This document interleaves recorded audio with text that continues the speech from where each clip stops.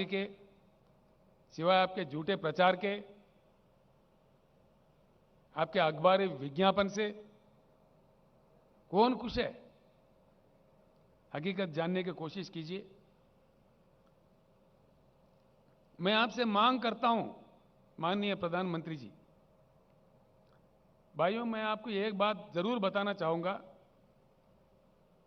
नरेंद्र मोदी जी 15वां प्रधानमंत्री है इस देश का। He is the 15th prime minister of India. इनसे पहले 14 प्रधानमंत्री और बने थे। किसी के कालखंड में भी, किसी के भी कालखंड में देश का मान मर्यादा इतना नहीं गिरा जितना आपके कालखंड में गिर रहा है। प्रधानमंत्री जी, आपके नारा है भाषण शुरू करने से पहले भारत माता की जय। अगर आपके नारा में सही दम है, आपके रगों में बहता हुआ खून में एक बूंद में भी ईमानदारी है, सच्चाई है, तो एक बात मैं सवाल कर रहा हूं, उसका उत्तर दीजिए। कल के सभा में देश के सामने बताइए कि आपके खिलाफ किस प्रकार का जन आंदोलन चल रहा है श्रीलंका देश में, क्यों चल रहा है? आपने श्रीलंका जाके प्रधानमंत्री का रोल नहीं निभाया, बल्कि एक छोटा सा व्यापारी का सेल्समैन बन गए थे। आप देश का अपमान किए। नतीजा, श्रीलंका का जनता टूट पड़ी है श्रीलंका के रोडों पे। यह शोभा देता है हमारे देश को? अंतर्राष्ट्रीय स्तर पर देश को सर झुकाना पड़ रहा है आपके कारनामों के वजह से। क्या यह सच नहीं है? आपके मंत्री लोग, आपके प्रवक्ता लोग, आप खुद भी गला फाड़ फाड़ के बड़े ऊंचे आवाज में बोलते हो, क्यों चुप्पी साधे हुए हैं श्रीलंका के मामले में? कोई सरकारी प्रवक्ता अपना मुंह क्यों नहीं खोल रहा है? और आप अपने आप में, खुद में क्यों नहीं बोल रहे इस बात में? क्यों चुप्पी साधे हुए हो? क्या वजह है इसके? और इससे बड़ी चीज क्या हो सकता है? श्रीलंका पार्लियामेंट कमेटी के सामने श्रीलंका इलेक्ट्रिसिटी बोर्ड के चेयरमैन बयान दिया दुनिया के सामने खुलेआम कि भारत के प्रधानमंत्री के दबाव के कारण हमने ये कॉन्ट्रैक्ट किसी हिंदुस्तानी व्यापारी को दिया।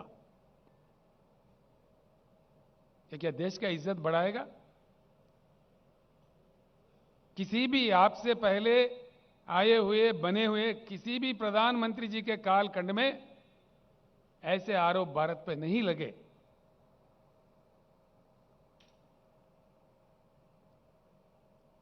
भले ही आप खामोश हो, हम खामोश नहीं बैठेंगे। हम जरूर लड़ते रहेंगे।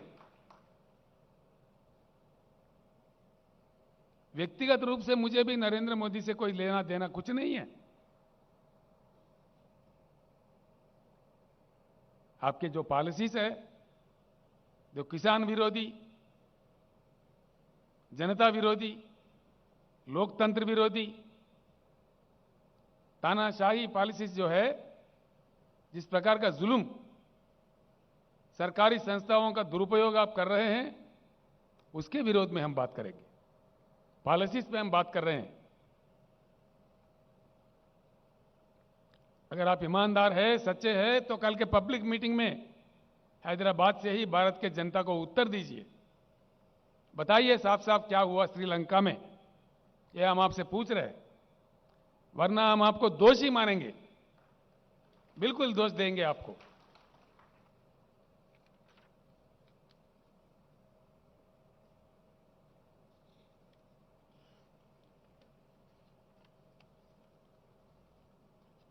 आपका और एक नारा था जब आप प्रधानमंत्री बने थे, मेक इन इंडिया। मैं पूछ रहा हूं माननीय प्रधानमंत्री जी, कुछ नतीजा मिला इसका? आपके डर से, आपके रवैया से, आपके नीतियों से पूंजीपति अपने निवेश को वापस लेकर देश से भाग रहे हैं।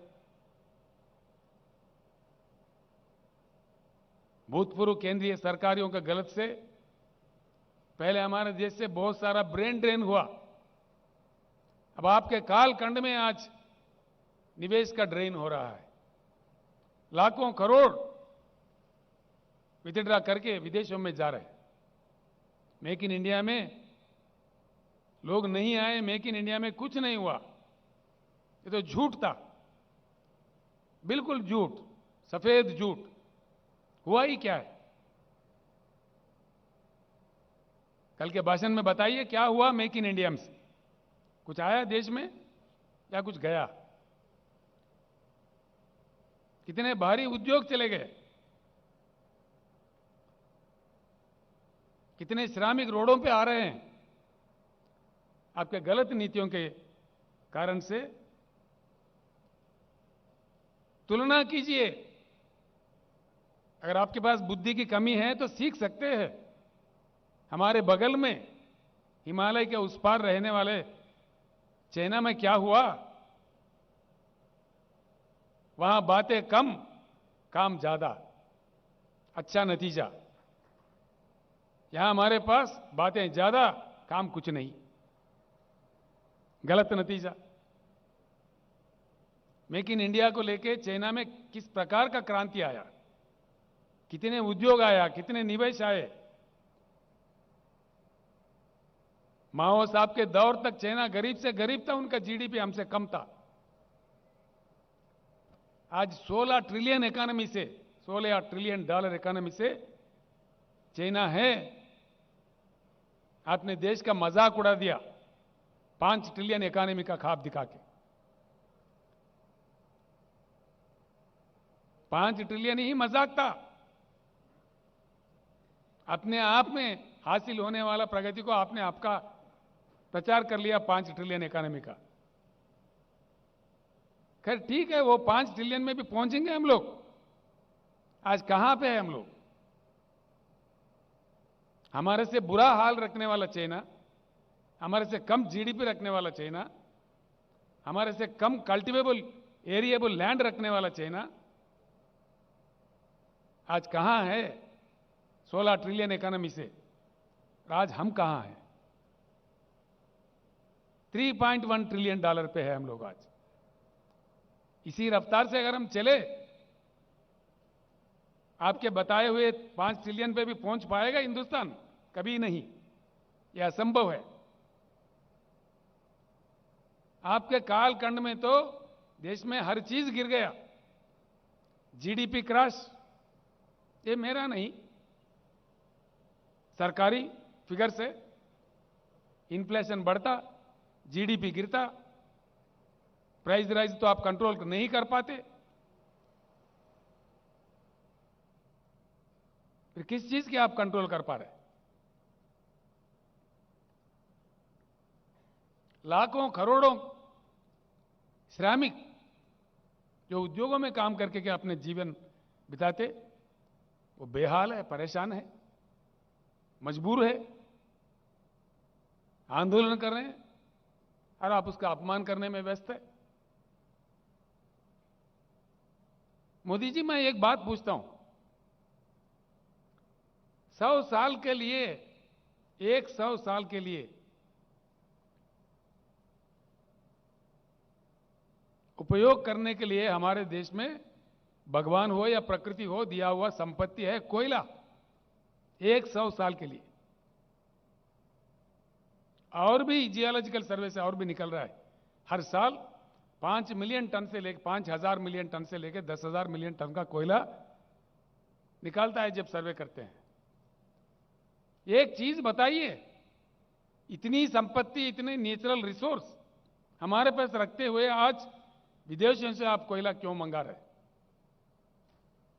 दीजिए, कल उत्तर दीजिए, कल आपके भाषण में कहिए, ताकि देश जाने क्या मजबूरी है।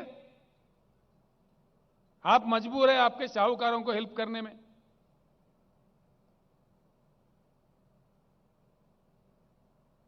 आप तो है मजबूर, राज्यों के सरकार पे दबाव डाल रहे, हुकुम पे हुकुम दिए जा रहे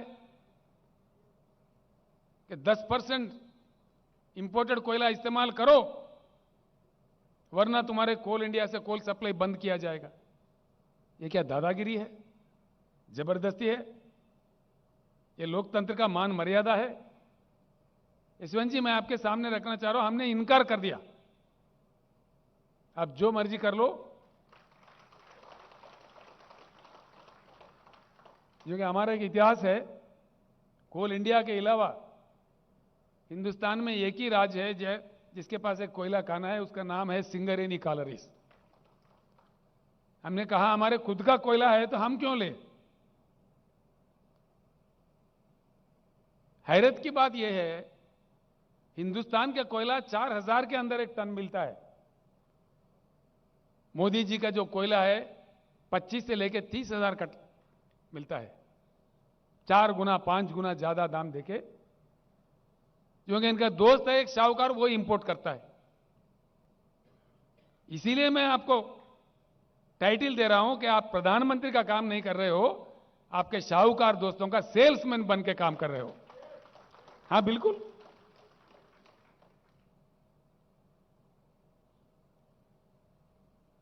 हम आपका कोई व्यक्तिगत निंदा नहीं कर रही है। आपका जो कोयला इंपोर्ट पॉलिसी है उस पे हम आपको दोषी ठहरा रहे हैं। अगर आप दोषी नहीं है, आप सही है, तो कल उत्तर दीजिए। कल के आम सभा जो बड़े हिंदुस्तान के आपका सारा फौज उतार के आप आयोजित कर रहे हो, खुशी की बात है, कीजिए, हमें उससे कोई एतराज नहीं है। लेकिन उस सभा के दौरान जो आपका भाषण होगा, जो सवाल आज हम खड़े कर रहे हैं देश के जनता के तरफ से, इनका उत्तर हम आपसे चाह रहे हैं, क्लैरिफिकेशन हम चाह रहे हैं। अगर आप निर्दोष हो तो बताइए, देश के सामने रखिए। मेक इन इंडिया, नए उद्योग तो नहीं आए, जो ऑलरेडी है हमारे पास वो भाग रहे। फिएट कंपनी चला गया, फोर्ड कंपनी चला गया, जनरल मोटर्स चला गया, डॉटसन चला गया, यूनाइटेड मोटर्स चला गया, हार्ली डेविडसन चला गया। क्या ये सच नहीं है? यह है मेक इन इंडिया का नतीजा? ये तरीका है देश चलाने का? इन चीजों से देश का विकास होगा? विकास नहीं, सत्यानाश होगा। अगर ये माहौल ऐसे ही बने रहे, पूंजीपति अपने निवेश को विथड्रा करे, हमारे देश से इंडस्ट्री भाग रहा है, निवेश का ड्रेन हो रहा है, हम स्पेक्टेटर बने रहेंगे, देश का सर्वनाश होगा। बड़ा ही दुख होता है। हो क्या रहा है और प्रचार क्या किया जा रहा है, ये कितनी गलत बात है। हमारे इतने विशाल देश है, विशाल जनता है, 140 करोड़ पे पहुंच रहा है हमारे पॉपुलेशन। इनके साथ जो आप खिलवाड़ा कर रहे हो, मजाक कर रहे हो, ये देश के हित में अच्छा नहीं है, बिल्कुल गलत है। आपने एक भी बात निभाया क्या? आपने कह दिया काला धन वापस लाएंगे, आया क्या मोदी जी? अगर आया तो कहां आया? अरे आखिर हम जानना चाहते हैं कितना काला धन वापस आया भाई।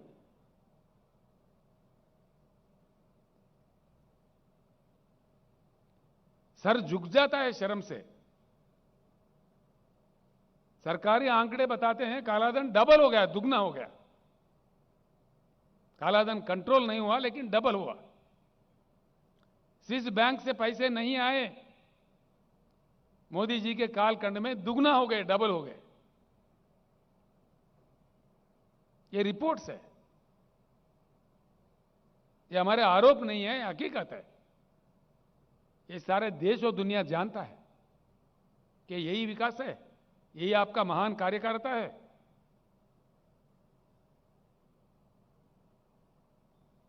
एक भी वादा, कम से कम एक, भाइयों बहनों 2022 तक कोई आदमी, कोई कुटुंब ऐसा नहीं रहेगा कि जिसके पास मकान नहीं हो। दिया?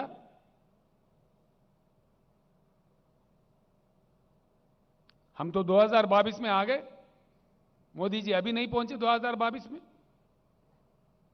बड़ी अजीब बात है।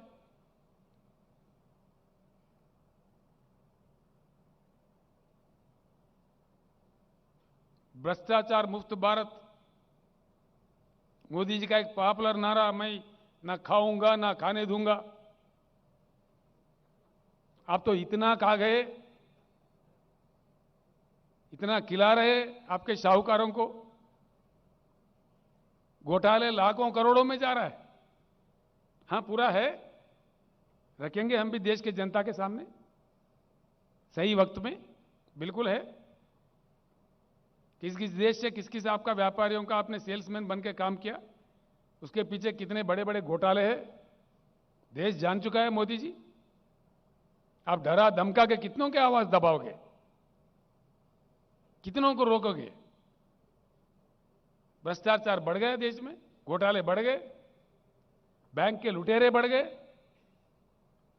एनपीएस का लेवल इस कद में बढ़ा। मोदी जी, आपसे पहले नॉन परफॉर्मिंग अकाउंट्स का जो गिनती है वो सिर्फ 4-5 लाख करोड़ में थे। आज एनपीएस का क्या दर है?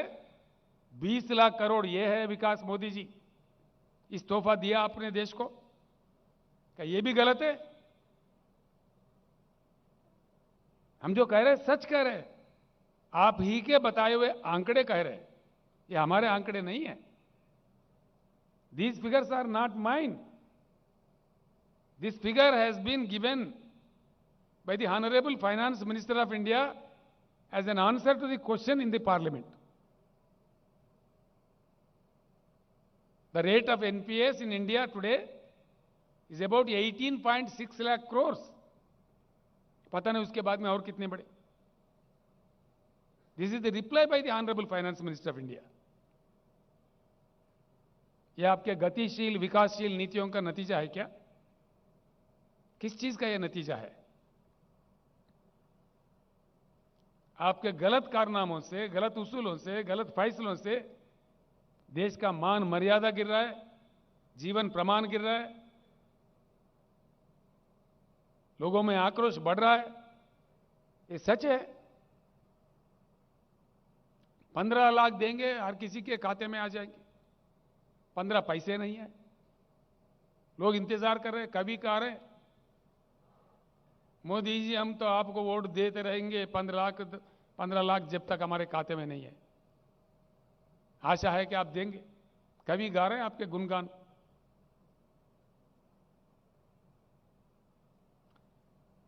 किसी भी वादा उद्योगपतियों के साथ, छोटे उद्योगों के साथ आपने जो वायदा किया, एमएसएमई को 1 घंटे के अंदर लोन देंगे, महीनों भर भी इंतजार करें, नहीं मिलता। बस आपका वादा रह गया। मोदी जी, आप जब रुपया गिर रहा था, जब माननीय मनमोहन सिंह जी प्रधानमंत्री थे, आप अपने गला फाड़ फाड़ के बोल रहे थे। आज रुपये का वैल्यू क्या है? मैं पूछ रहा हूं आपसे, कल उत्तर दीजिए। भारत के इतिहास में पहली बार सबसे नीचा वैल्यू किसी प्रधानमंत्री के समय में नहीं हुआ। ये भी आपको शोभा देता है प्रधानमंत्री जी? 79 रुपीस यूएस डॉलर के प्रति आज हमारा रुपये का वैल्यू है 79 रुपीस। अरे बाप रे, ये देश का हालत को बता रहे। आपका कितना महान एडमिनिस्ट्रेशन है, इसका ये नतीजा है। आप ही कह रहे थे। मैं जानना चाहता हूं भाई, नेपाल का रुपया नहीं गिरता, बांग्लादेश का नहीं गिरता, सिर्फ भारत का ही क्यों गिरता? हम जानना चाह रहे हैं मोदी जी, आज भारत का ही रुपया क्यों गिरता?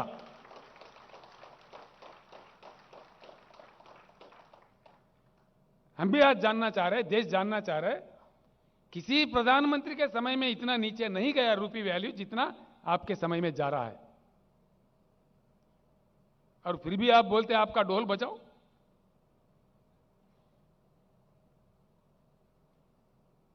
क्या यह सच्चाई नहीं है? अगर आप निर्दोष हो, इसका उत्तर दीजिए कल के सभा में, जनता को बताइए। हम खुलेआम पूछ रहे।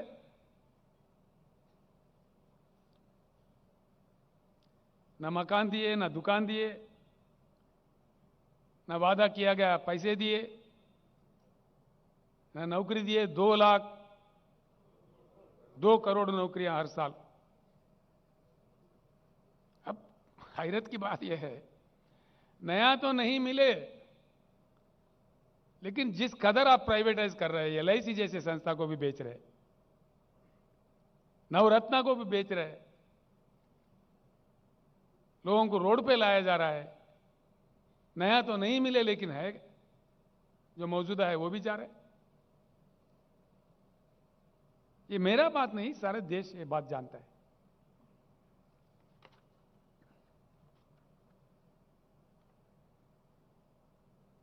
अब इतनी बड़ी लिस्ट है जो पढ़ के मुझे हमारे मधुसूदनाचार्य साहब ने लिख के दिया। मैंने बोला चारी साहब कुछ बांट दीजिए, यशवंत जी आ रहे हैं, सभा है। अब इसको पढ़ दूं तो और 2 घंटे लगेगा। पढ़ना चाहिए, बाद में पढ़ेंगे, बहुत समय है। मोदी जी, आपका कालखंड में इतनी खूब, एक भी काम आप कामयाब नहीं रहे। एक भी काम। आप अपने आप को रिव्यू कीजिए एक बार, मन से इंट्रोस्पेक्ट कीजिए, क्या हो रहा है। गंगा जी को बहुत पवित्र मानते हैं हम लोग। गंगा जी का पानी पूजा पाठ में हम इस्तेमाल करते हैं। इतनी पवित्रता, इतनी मान्यता। गंगा जी में अपने बुजुर्गों का अस्थि निमज्जन करते हैं हम लोग। हां, इस बात में मोदी जी का एक बहुत बड़ा विकास इन्होंने किया है। पवित्र गंगा में इन्होंने अस्थि नहीं बल्कि मानव शरीर को ही बहा दिया। शव बहे, हजारों के तादाद में शव बहे। कोरोना कंट्रोल में पूरी तरह से आप फेल्यूर हो गए। लाखों लोगों का मृत्यु का आप कारण बने। सडनली जो ओवरनाइट आपने लॉकडाउन अनाउंस किया, आजादी के बाद the largest trauma faced by the Indian polity, you made the people, lakhs of people, crores of people to walk on the roads. दुख होता है। जो वीडियो कॉन्फ्रेंसेस कोरोना का समय में ये कर रहे थे, मैंने सुझाव दिया था, यशवंत जी, बड़ा दुख होता है। मैंने कहा भाई ट्रेन तो दे दो, कम से कम उनको भेज देते हैं, ट्रेन चालू करो। शर्म की बात तो यह है, उतने गंभीर समस्या जनता फेस कर रही थी, दुखी थी जनता। मोदी जी कहता फ्री ट्रेन नहीं देंगे। यशवंत साहब, आप जिस राज्य से आते हैं वहां का भाई बंधु हमारे पास कई इलाकों में काम करते हैं। लाखों लोग बिहार से, झारखंड से, बंगाल से, उत्तर प्रदेश से, तेलंगाना में काम करते हैं, कईयों फील्ड्स में। मैंने उन लोगों को आश्वासन दिया, भाई मोदी साहब नहीं दिए, लेकिन हम है, तेलंगाना राज्य की सरकार है, हम आप लोगों को तेलंगाना राज्य के विकास के प्रतिनिधि मानते हैं।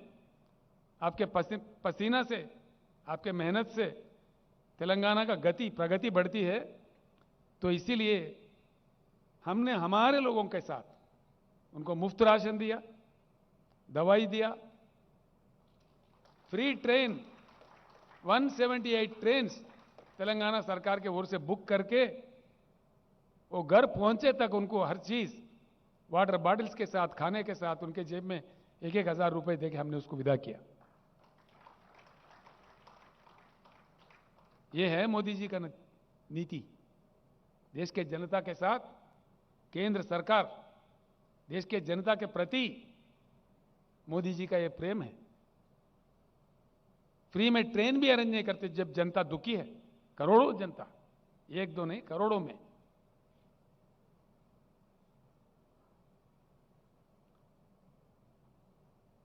हर चीज, हर पॉलिसी देश को नष्ट कर रहा है।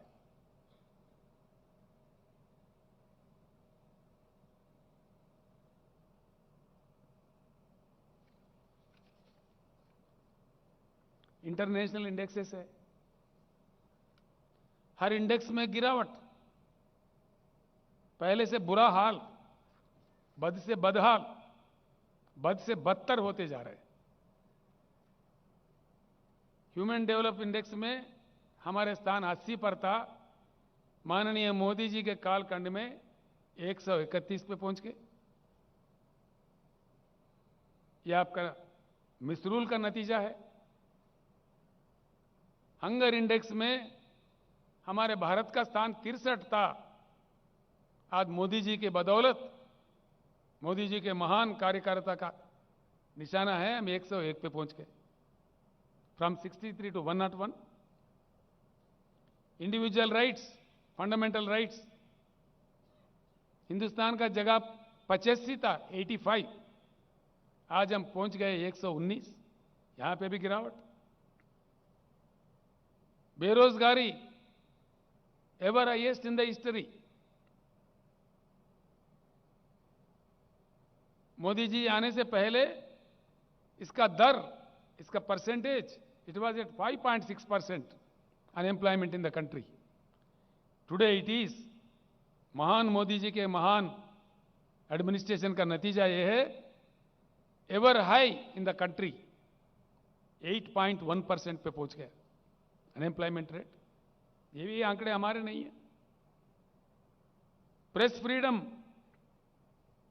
भारत का स्थान 131 था, आज 142 पे पहुंच गया। और आपने बड़ा मेहनत करके Modi ji,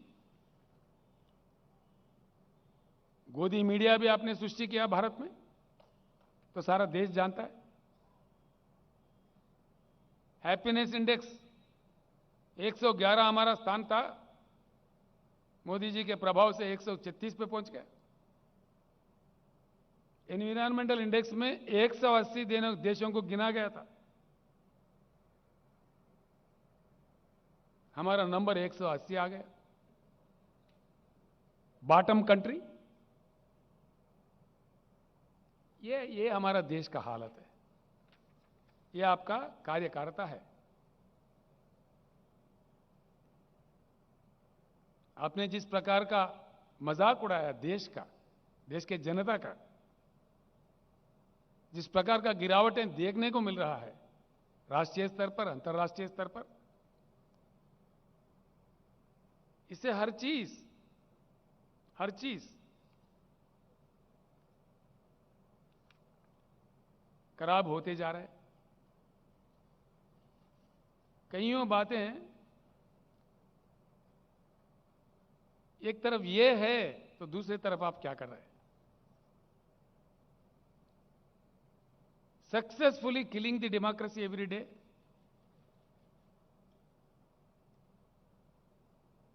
successfully killing the federal system of India, राज्यों के सरकार को सताना, जो इनके बात नहीं मानते उनको गिराना। इतने महान लोग हैं, ये एक आश्चर्यजनक बात है सर, आश्चर्यजनक। यहां महान केंद्रीय मंत्री है, जो मोदी साहब के क्लासेस सुन के ट्रेंड है, बड़े महान मंत्री देख रहे, केंद्रीय मंत्री आज हैदराबाद में कह रहे, बड़ा आश्चर्य होता है। साहब यहां पे 119 एमएलए सीट है, जिनमें से हम और हमारे फ्रेंडली पार्टी मिलके 100 सीट हम जीत लिए थे। 88 तो हम जीते थे, 95 सीट्स हम जीते थे, 3/4 मेजॉरिटी। उसके बाद में हमारी संख्या बढ़ी, आज टीआरएस के एमएलए है 103, 104, और हमारे एक फ्रेंडली पार्टी है, उनके एमएलए 7। और माननीय केंद्रीय मंत्रीगण जो हैदराबाद में बैठे हुए हैं, वो कह रहे हैं महाराष्ट्र में जैसा सरकार गिरा है तेलंगाना में देखने को मिलेगा, तेलंगाना सरकार भी गिराएंगे। ठीक बात है, गिराइए,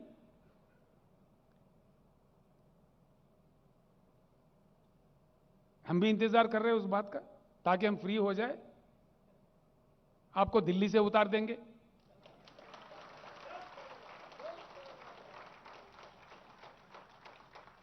हमेशा हमेशा क्रांति का रास्ता क्राइसिस से ही बनता है। तेलंगाना एक ऐसा समाज है यशवंत जी, 60 साल लड़के अपने अस्तित्व को, अपने गरिमा को बनाए रखने के लिए तेलंगाना का जनता ने 60 साल लड़ी है। आखिरकार अपने बलबूते, अपने राज हासिल करके आज आगे बढ़ रहा है, आप सब लोगों के आशीर्वाद से।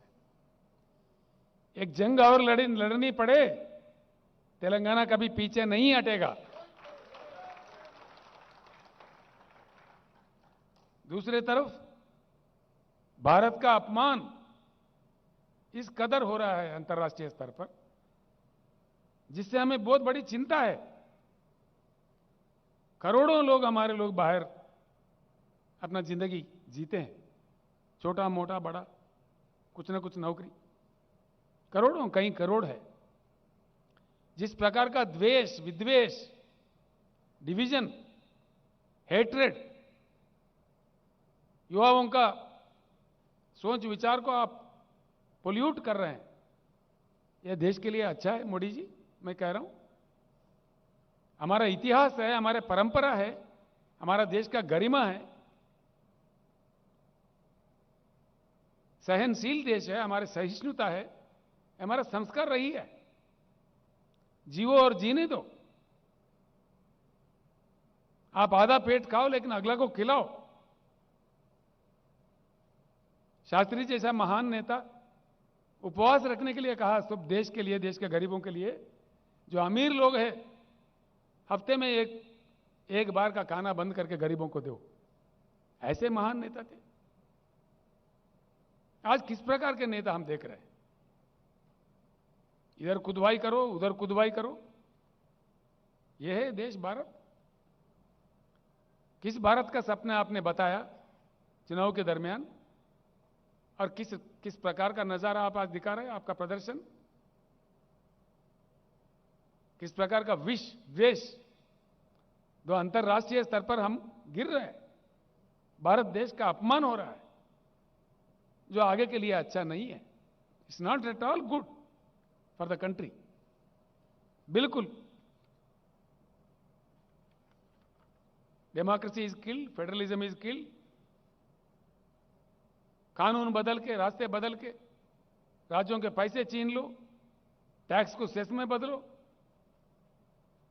यशवंत जी, करीब 30 लाख करोड़, जिनमें से राज्यों को हिस्सा देना था टैक्स, इन्होंने टैक्स को नाम दिया सेस। आप जानते हैं, you know it very well, because you are the great finance minister of India, you know the insights. करीब 30 लाख करोड़ अकेले ही ले लिए।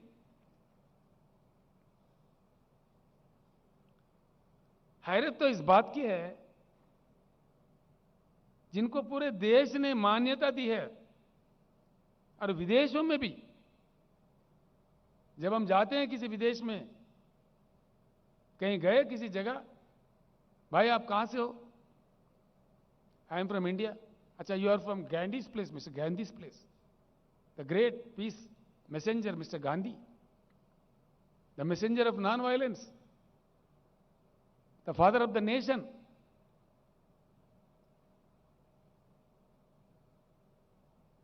अरे आपका इतना मतलब impatience, father of the nation को भी आप लोग अपमानित करते हो। Father of the nation. Swachh Bharat mission में गांधी जी का ऐनक लगाते, गांधी जी के समाज पे आप नाटक करते, प्रदर्शन, और आपके लोग गांधी जी का कितना अपमान करते हैं हर दिन। इस चीज के बारे में क्या मोदी जी आपको मालूमात नहीं है कि आप इतने दुर्बल प्रधानमंत्री हैं, कमजोर प्रधानमंत्री हैं, इनको कंट्रोल नहीं कर पाते? गांधी जी को हमारे देश में हमारे देशवासी अपमानित करे, ये अपने आप को अंतर्राष्ट्रीय स्तर पर सर झुकाने की बात है। भारत के गरिमा को कम करने की बात है। ये भारत के इज्जत को बढ़ावा नहीं देगा। क्या कहेंगे दुनिया हमको, बाहर देशों में क्या कहेंगे लोग हमको? हमारे जिनको हमने जाति पिता जो फादर ऑफ द नेशन कहा, हम खुद उनके अपमान करें तो अंतर्राष्ट्रीय स्तर पर भारत का गरिमा क्या होगा? इतना भी आपके पास इंफॉर्मेशन नहीं है मोदी जी? आप अंदर से उचका रहे हो, बाहर नाटक कर रहे हो। देश जान गया आप क्या है।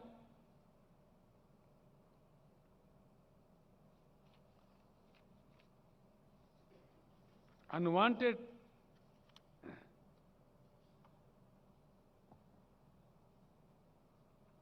और आपकी नीति देखिए, किसी भी प्रधानमंत्री के समय जब सारा दुनिया पार्लियामेंट्री डेमोक्रेसी अडॉप्ट किया है, चुनाव के प्रक्रिया को लेकर चला रहे,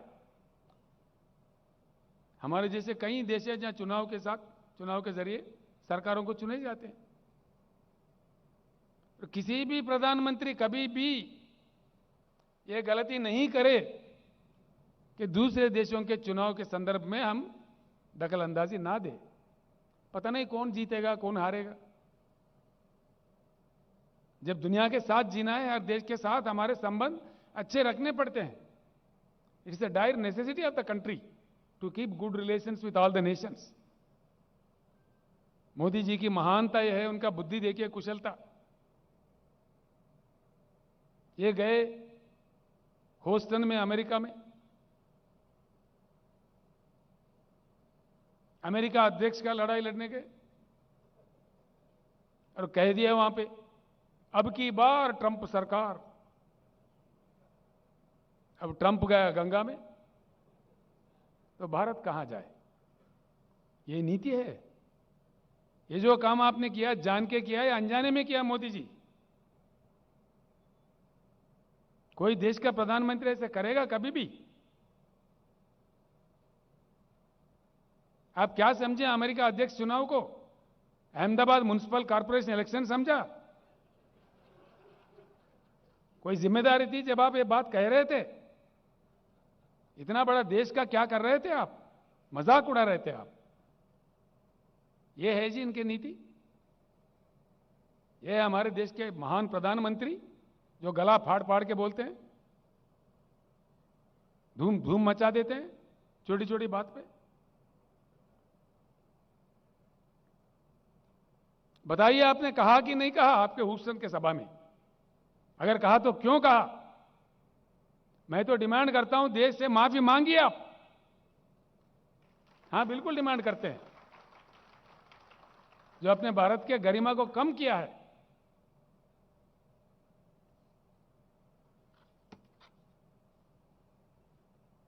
जो कि देश को आज सर झुकाना पड़ रहा है।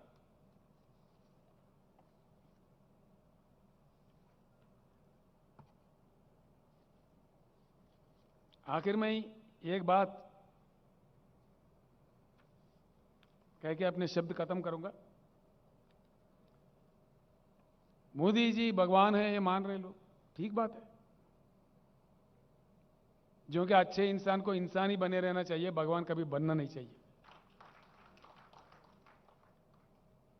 इंसान को ऐसे ख्वाब कब दिखने लगते हैं? अपने अहंकार जब सर पे आ जाता है, तभी ऐसे बातें, ऐसे विकृत, एक मनोवैज्ञानिक विकृति है।